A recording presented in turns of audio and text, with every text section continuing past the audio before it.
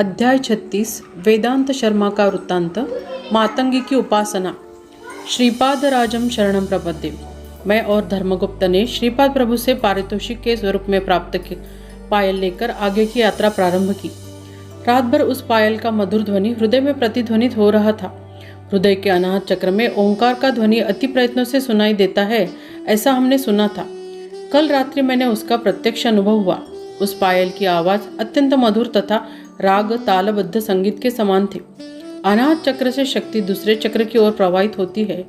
उस शक्ति के प्रसार होते समय शरीर की अन्य नाड़ियों में नूतन शक्ति का निर्माण होता है। हम चल रहे समय तक पायल की आवाज आती थी। हमारे रुकने पर वह आवाज भी रुक जाती थी। मार्ग में हमें एक आश्रम दिखाई दिया। उसके बाजू में एक छोटा सा गांव था। गांव की सीमा के पास दलित लोगों की एक बस्ती थी। उसके पास ही एक छोटा आश्रम था। हम आश्रम के पास पहुंचते ही उन पायलों की ध्वनि रुक गई। यहाँ पर भी कोई नया अनुभव, प्रभु की दिव्य लीला देखने मिलेंगी, ऐसा मन ही मन लग रहा था। उसी समय उस आश्रम से 60 वर्ष की आयु के एक तेजस्वी महात्मा बाहर आए। उनके साथ लगभग 30 वर्ष आयु की एक योगिनी माता भी थी। उन दोनों ने हमें अत्यंत आदर भाव से अपने आश्रम में अंदर बुलाया तथा वहाँ पर जलपान करवाया। तत्पश्चात उन्होंने कहना प्रारंभ किया, मेरा नाम वेदांत शर्मा है। वास्तव में मैं पिठिकापुरम का निवासी हूँ, किंतु अभी मैं बंगारैया इस नाम से पहचाना जाता हूँ। इसका नाम बंगारम्मा है। मैं जन्म से ब्राह्मण हूँ और यह जन्म से नीच कुल की है। हमारे घर में मातंगी माता का पीठ है। 10 महाविद्याओं में मातंगी माता एक है। उसकी ही हम यहाँ आराधना करते हैं। यह सुनते ही मेरे शरीर पर रोंगटे खड़े हुए। ये ब्राह्मण और स्त्री हीन कुल की ऐसा होते हुए भी इन दोनों का दाम्पत्य कैसा कर्म सम्मत हुआ, ऐसा प्रश्न मेरे सामने खड़ा हुआ। हम एक फल, मूल और कंद भोजन के लिए दिए गए। बंगारैया ने आगे कहा, वशिष्ठ मुनि को अरुंधति ने उसके साथ विवाह करने की प्रार्थना की थी। उस समय वशिष्ठ मुनि ने एक शर्त रखी थी। उन्होंने कहा था, मैं जो करूँ उसे तुम्हें विरोध नहीं करना। इसे अरुंधति ने स्वीकार किया। महर्षि ने उसे 7 बार दग्ध किया था, किंतु उसने कुछ नहीं कहा। इसी कारण वह अरुंधति नाम से प्रसिद्ध हुई। इसके पश्चात वशिष्ठ महर्षि ने उसका अपनी धर्मपत्नी के रूप में स्वीकार किया। बंगारैया ने कुछ क्षणों के विश्राम के पश्चात फिर से अपना वक्तव्य चालू रखते हुए कहा, पिठिकापुरम के वास्तव्य में मेरा 3 बार विवाह हुआ, किंतु तीनों पत्नियों का स्वर्गवास हुआ। किसी के साथ रहने का अवसर नहीं मिला। मैं अपने कर्मों को कोसता हुआ अत्यंत दुखी था। उस समय श्रीपाद प्रभु ने हास्य करते हुए कहा, नाना जी, आपके लिए मैंने एक नानी देखी है। उससे विवाह किया बिना धर्मपत्नी के रूप में स्वीकार करो। इससे तुम उत्तम जन्म की प्रसाद रूप में प्राप्ति होगी। श्री बापनाचार्य ने पिठिकापुरम के ब्राह्मण परिषद के अध्यक्ष थे। इस परिषद में धर्म कर्म के विषय में वेद पंडितों से शास्त्र के अनुसार चर्चा करते योग्य निर्णय लिए जाए, इस उद्देश्य से परिषद की बैठक आयोजित करने का निश्चय किया गया था। दूर दूर के वेद पंडितों को परिषद में सहभागी होने के लिए आमंत्रण पत्र भेजे गए थे। किसके लिए बुलाया जाए, यह कार्य मुझ पर सौंपा गया था। श्रीपाद प्रभु के उपनयन संसार के पश्चात उन्होंने दूसरे सामान्य बालकों की भांति वेदाध्ययन नहीं किया। नाना जी अथवा पिताजी के साथ बैठकर उन्होंने कभी वेदाध्ययन किया नहीं। फिर भी किसी ने उसकी परीक्षा करने के हेतु कोई प्रश्न किया तो श्रीपाद प्रभु तुरंत उसका योग्य उत्तर देते थे। बापनाचार्य को सारे वेदांतों का ध्यान उन्हें भी था। इतना ही नहीं, वेदांतों के रहस्य का गहन अर्थ समझाना श्रीपाद प्रभु के बाएं हाथ का खेल था। वे एक स्वयं विद्वान पंडित थे। उन्हें भी परिषद में आमंत्रित किया गया था। ब्राह्मण परिषद का उद्देश्य अलग ही था। अप्पल राज शर्मा तथा बापनाचार्य को ब्राह्मण कुल से बहिष्कृत करने का निर्णय ब्राह्मण सभा में लिया गया था। इस निर्णय की एक प्रति श्री शंकराचार्य को भेजी गई। उनकी अनुमति प्राप्त होने के पश्चात उन 2 कुटुंबियों को पिठिकापुरम से निकाल देने का उनका विचार था। यह वार्ता श्रीपाद प्रभु ने मुझे कही थी। उस समय मैं भी उन पाखंडी ब्राह्मणों के साथ मिल गया था। मेरे मन में ब्राह्मण परिषद के अध्यक्ष पद की लालसा उत्पन्न हुई थी। कुल, मत, जाति आदि के भेद के बिना परवाह किए श्रीपाद प्रभु पिठिकापुरम में समस्त लोगों के घर जाया करते तथा सबसे समान वर्तन किया करते थे। पिठिकापुरम में बंगारैया और बंगारम्मा ये दंपति रहते थे। उन्हें श्रीपाद प्रभु को मिलने की, उनसे वार्तालाप करने की उत्कट इच्छा थी। श्रीपाद प्रभु ने अपने लिए चर्म की पादुका पहनने की इच्छा व्यक्त की थी। उस समय प्रभु की आयु 14 वर्ष की थी।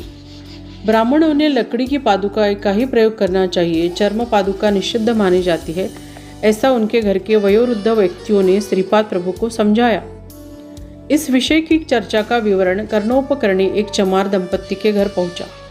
श्रीपाद प्रभु को चर्म की पादुकाएं अर्पण करके अपना जीवन सार्थक करने का निश्चय उस चमार दंपत्ति ने किया। उसी समय श्रीपाद प्रभु उनके घर में प्रकट हुए। उस चमार दंपत्ति को भारी आनंद हुआ। उन्होंने प्रभु के पैरों का माप लिया। बंगारम्मा ने कहा, मेरे शरीर का ही चर्म निकालकर उसकी पादुका बनाकर आपको अर्पण करने की मेरी इच्छा है। यह सुनकर श्रीपाद प्रभु ने मंद हास्य करते हुए कहा और वहां से अंतर्धान हो गए। हमारे घर की एक अच्छी गाय थी, किंतु उसे एक असाध्य रोग से जकड़ लिया था। उसी में उसका देहांत हो गया। उस मृत गाय का चर्म निकालकर उसे शुद्ध करके उसकी श्रीपाद प्रभु के लिए चर्म पादुकाएं बनाई उन्हें प्रदान करने के लिए रखी गई। उसी समय पिठिकापुरम में वेद पंडितों की एक सभा बुलाई गई। चर्चा प्रारंभ हुई। चर्चा का विषय था आदि शंकराचार्य का मंडन मिश्र के साथ हुआ वाद विवाद। यह वाद विवाद मंडन मिश्र के साथ उन्हें भारती देवी को भी पराजित करना था। उसी समय प्रतियोगिता समाप्त होने वाली थी। ऐसी उभय भारती ने शर्त रखी थी। उभय भारती ने कामशास्त्र के विषय में श्री शंकराचार्य को प्रश्न पूछा, किंतु कामशास्त्र के विषय में श्री शंकराचार्य का ज्ञान शून्य के बराबर था। अतः उन्होंने 6 मास की अवधि मांग ली। इस अवधि में धर्म के विपरीत आचरण किए बिना कामशास्त्र का ध्यान संपादन करने का निश्चय उन्होंने किया। उसी समय उस राज्य के महाराजा का देहांत हुआ। आदि शंकराचार्य ने परकाया प्रवेश की विद्या से महाराज के शरीर में प्रवेश किया। उन्होंने अपने शिष्यों को आदेश दिया कि उनकी भौतिक काया सुरक्षित संभाल कर रखी जाए। यदि कोई अति महत्व की बात कहनी है तो राजप्रसाद में आकर सांकेतिक भाषा में अपना कहना कहे। महारानी को अपने महाराज में कुछ नएपन का अनुभव हुआ। किसी महापुरुष का आत्मा महाराज के शरीर में प्रवेश हुआ है, यह उसने पहचान लिया। मृत्यु के पश्चात महाराज के शरीर में प्राणमय जगत के चैतन्य को आकर्षित करके राजा रानी के दाम्पत्य सुख का अनुभव वह दिव्य आत्मा केवल साक्षी भाव से देखकर उसका ज्ञान प्राप्त कर रहा था। यह भी उस रानी को ज्ञात हुआ। जिस समय तक उस दिव्यात्मा का वास्तव्य महाराज के शरीर में होगा, तब तक ही उसके प्राण शरीर में रहेंगे। यह रानी ने जान लिया। रानी ने अपने सैनिकों को आदेश दिया, कोई दहन न किया हुआ मृत शरीर हो तो उसको तत्काल दहन किया जाए। इस आदेश के अनुसार शंकराचार्य का शरीर रानी के सैनिक दहन करने के लिए गए। उस समय शंकराचार्य के शिष्यों ने यह समाचार महाराजा के शरीर में बसे शंकराचार्य को सांकेतिक भाषा में बताया, किंतु तब तक देर हुई थी। अग्नि में हाथ जल गए थे और पैर जल गए थे। श्री शंकराचार्य ने लक्ष्मी नरसिंह की कृपा कटाक्ष से फिर से हाथ और पैर प्राप्त कर लिए। ब्राह्मण सभा में श्रीपाद प्रभु का अद्भुत संवाद। श्रीपाद प्रभु ने विद्वत परिषद को प्रश्न किया, आत्मा एक शरीर को त्याग करने के पश्चात दूसरे शरीर में प्रवेश कर सकता है, यह आपका कहना है, किंतु मैं पूछता हूँ, आत्मा एक ही समय 3-4 शरीर में 3-4 जन्मों के कर्मफलों का अनुभव कर सकता है क्या? परिषद के सदस्यों ने विचार विनिमय करके उत्तर दिया, यह अति जटिल विषय है। अब तक ऐसी घटनाएं घटने का कोई आधार नहीं है। श्रीपाद प्रभु ने परिषद को संबोधित करके कहा, ऐसी घटनाएं पूर्व काल में घटी है, इनका ध्यान तुम्हें नहीं है। शाप के कारण भगवान इंद्र को पंच पांडवों का जन्म प्राप्त हुआ था तथा उनकी पत्नी शची देवी ने द्रौपदी के रूप में जन्म लिया था। देवेंद्र तथा शची देवी ने भूतल पर जन्म लिया, किंतु उनका मूल तत्व स्वर्ग में था। द्रौपदी का शय्या सुख केवल अर्जुन को ही प्राप्त हुआ। ज्येष्ठ पांडव धर्मराज के साथ वह मंत्रांग जैसे गहन विषयों पर चर्चा करती थी। भीम को माता समान रुचिपूर्ण भोजन खिलाया करती। नकुल द्रौपदी लक्ष्मी समान दिखाई देते थे। सहदेव को भूत भविष्य तथा वर्तमान काल का ध्यान था। आगे घटने वाले घटनाएं त्वरित घटकर क्षेत्र संग्राम निकट भविष्य में पूरा हो, ऐसी सहदेव की इच्छा थी। द्रौपदी उनसे भूमाता से भी अधिक सहनशील वृत्ति से बर्ताव करती थी।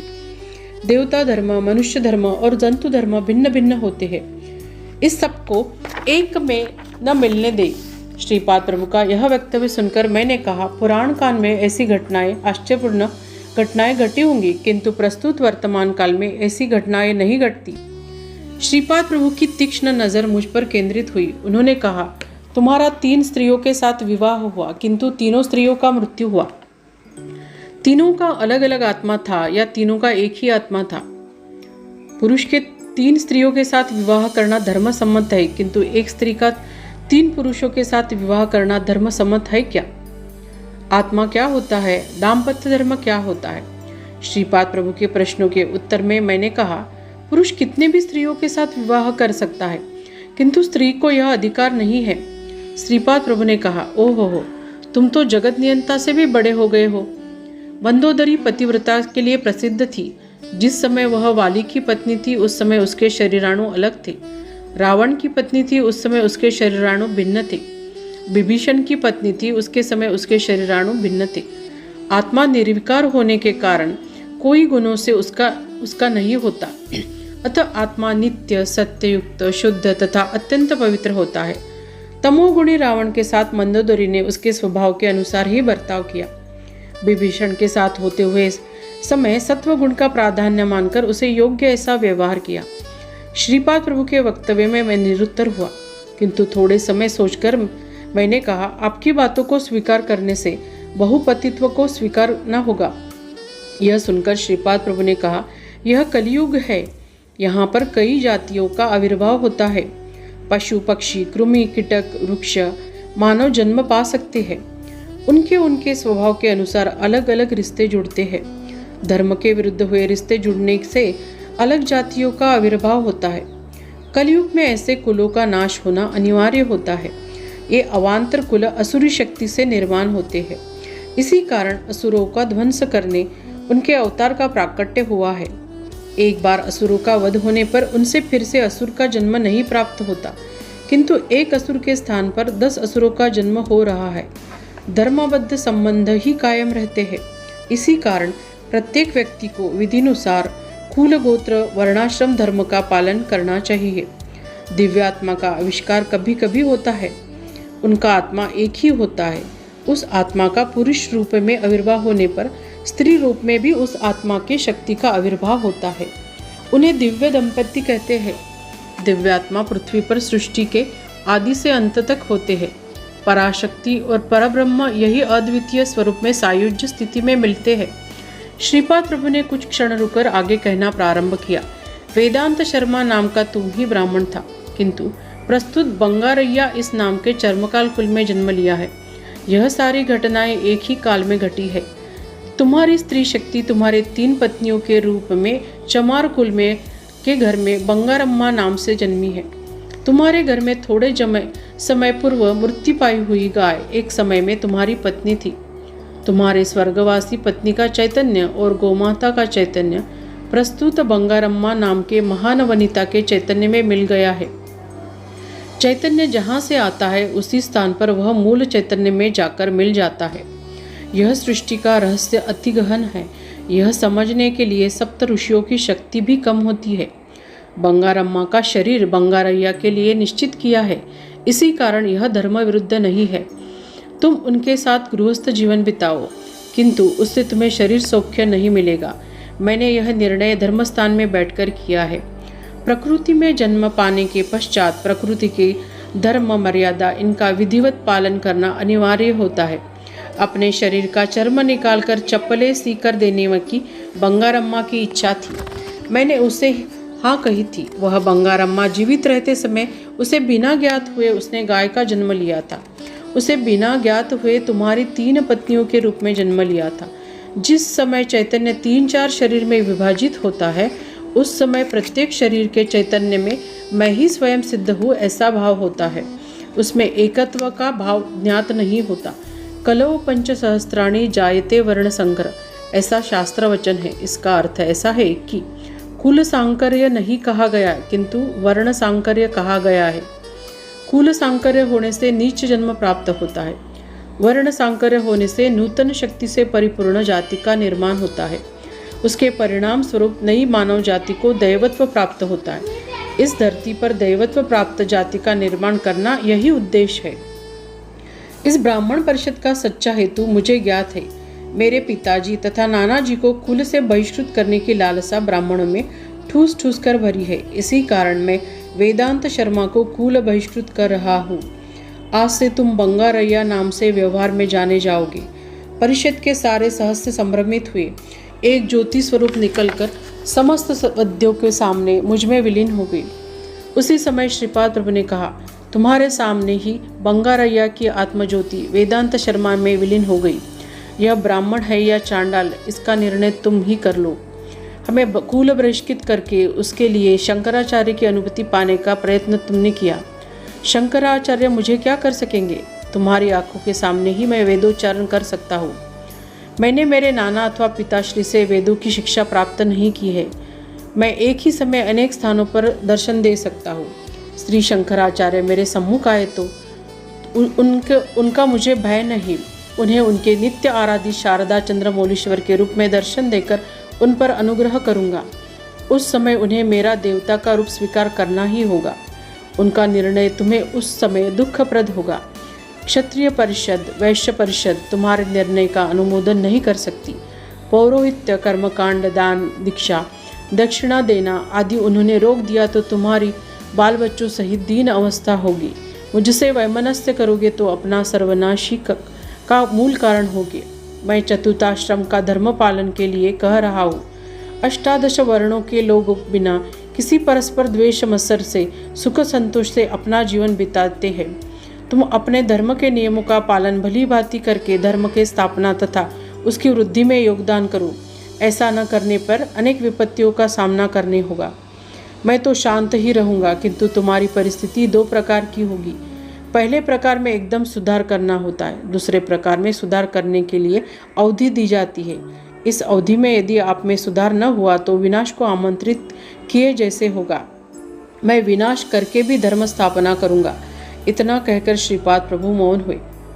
बंगारप्पा ने आगे कहा, मुझे किसी का भी आधार नहीं था।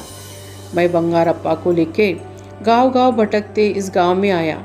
हमारे इस आश्रम में मातंगी देवी की प्रतिष्ठापना करके हम जीवन बिता रहे हैं। श्रीपाद प्रभु इस मार्ग से जाते समय हमारे इस आश्रम में आए थे। उन्होंने हमें आशीर्वाद देकर कहा था, तुम्हारे इस शरीर के पतन के पश्चात तुम ऋणानुबंध से फिर से ब्राह्मण कुल में जन्म पाओगे। बंगारम्मा क्षुद्र जाति में जन्म लेगी। उस समय तुम पति पत्नी होंगे, तुम्हें संतान प्राप्ति भी होंगी। उस संतान को मेरी सेवा करने का सौभाग्य प्राप्त होगा। सुखिनो भवन्तु। इतना कहकर श्रीपाद प्रभु हमारा आदरातिथ्य स्वीकार करके मार्गस्थ हुए। बंगारप्पा ने आगे कहा, यही हमारा वृत्तांत है। आप दोनों इस स्थान पर आओगे। तुम्हारे पास प्रभु के पायल है, वे लेकर तुम्हें चर्म पादुका देने का आदेश श्रीपाद प्रभु ने दिया था। हम मातंग मुनि की कन्या मातंग देवी के उपासक हैं। इस माता की सेवा करने से उत्तम दाम्पत्य सौख्य की प्राप्ति होती है। इस देवी को राजमातंगी, कर्ण मातंगी इस नाम से भी जाना जाता है। एक बार श्रीपाद प्रभु ने भौतिक स्वरूप ने इस आश्रम में दर्शन दिया था। उस समय बंगारम्मा दूध गर्म कर रही थी। जिस गोमाता के चर्म से चर्म पादुका बनाई थी वह श्रीपाद प्रभु के सामने से गर्दन हिलाते चली गई। उसको प्रभु के दर्शन हुए। हमने अत्यंत श्रद्धा भाव से अर्पण किया हुआ दूध श्रीपाद प्रभु ने पाशन किया। श्रीपाद प्रभु ने कहा, तुमने पूजा की हुई मातंग देवी की मूर्ति, उसके नाम से स्थापित किए हुए संस्थान के औदुंबर वृक्ष के नीचे कई गजों तक जमीन के अंदर जाएगी। वहां पर अनेक सिद्ध पुरुष उसकी सेवा करेंगे। श्रीपाद प्रभु ने बंगारम्मा को बुलाकर कहा, बाई तुम्हारा पति बड़ा योग्य पुरुष है। अगले जन्म में तुम्हें उससे समस्त सुखों की प्राप्ति होगी। तुम्हारे लिए सोने की बिंदी तथा अत्यंत शुभप्रद मंगलसूत्र तैयार करके रखा है। ये दोनों हिरण्य लोक में सुरक्षित रखे होंगे। अगले जन्म में मैं स्वयं तुम्हें अनुग्रहित करके स्वहस्तों से तुम्हारा विवाह कराऊंगा। इतना कहकर श्रीपाद प्रभु अंतर्धान हुए। बंगारप्पा ने आगे कहा, भाइयों तुमने हमारी कहानी सुन ली। सदैव मंगल स्तोत्र पठन करते रहो। तुम्हें महापुरुषों का अनुग्रह निश्चित रूप से प्राप्त होगा। सिद्ध, महासिद्ध, महायोगी आदि जन ये श्रीपाद प्रभु के चरण अवयव की भांति होते हैं। उनके द्वारा श्रीपाद प्रभु अपने संकल्पों की पूर्ति करते हैं। एक बार श्रीपाद प्रभु ने हमें मातंग देवी के रूप में दर्शन देकर अनुग्रहित किया। समस्त सृष्टि तथा सृष्टि का रहस्य उन्हीं के हाथों में होता है। तुम निरंतर उसका ध्यान अर्चन स्मरण करते रहो। सर्व सिद्धि वे ही है। माता समान वे तुम्हारी रक्षा करते रहेंगे। कोटि कोटि माताओं के प्रेम से श्रीपाद प्रभु का अपने भक्तों पर का प्रेम कई गुना उच्च कोटि का है। फलश्रुति, इस अध्याय के पठन से अनुकूल दाम्पत्य जीवन की प्राप्ति होती है। श्रीपाद श्री वल्लभ प्रभु की जय। यह अध्याय संपूर्ण श्रीपाद श्रीवल्लभ चरित्रामृत से लिया गया है। कलियुग के प्रभाव से इस समय में अगर धर्मग्रंथ पठन के लिए आपके पास समय का अभाव है तो अभी संक्षिप्त श्रीपाद श्रीवल्लभ चरित्रामृत उपलब्ध है। आप इसका पठन या श्रवण करिए और प्रभु के आशीर्वचन प्राप्त करिए। श्री गुरुदेव दत्त।